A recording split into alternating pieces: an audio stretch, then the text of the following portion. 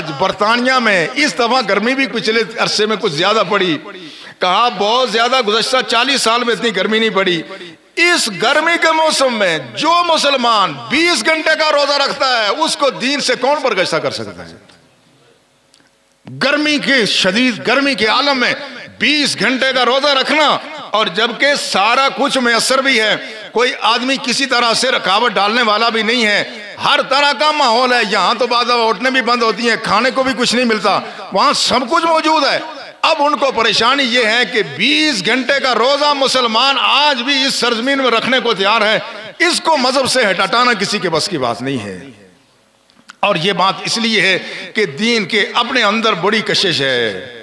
اللہ جل شانہ نے قرآن میں پہلے فرما دیا تھا، هو الذی ارسل رسولہ بالہدی والدین الحق لیظہرہ علی الدین کلہ ولو کرہ المشرکون۔ فرمایا اللہ کی ذات وہ ہے جس نے اپنے رسول کو سراپا ہدایت بنا کر کے بھیجا اور دین حق دے کر کے بھیجا تاکہ یہ سارے دین پر غالب ہو جائے۔ اس دین کے اندر وہ خوبی ہے، اس دین کے اندر وہ خصوصیت ہے کہ لوگ اس سے بھاگتے ہیں مگر کبھی آمنا سامنا ہو یہ کھینچ کر کے اپنے دامن میں لے آتا ہے۔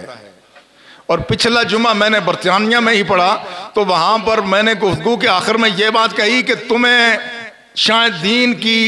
اس نعمت کا اندازہ نہیں ہے، کیونکہ ہم دین کے لیے بھاگے نہیں ہیں، ہم دین کے لیے تڑپے نہیں ہیں، ہم نے لادینی کا وہ زمانہ نہیں دیکھا،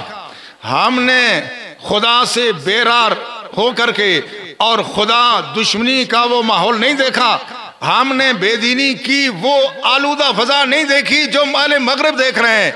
اس لیے مغرب کے لوگ جو دین کے دامن میں آتے ہیں ان کو یہاں آ کے ایسا سکون ملتا ہے جس طرح بچے کو اپنے آغوش مادر میں آ کے سکون ملتا ہے۔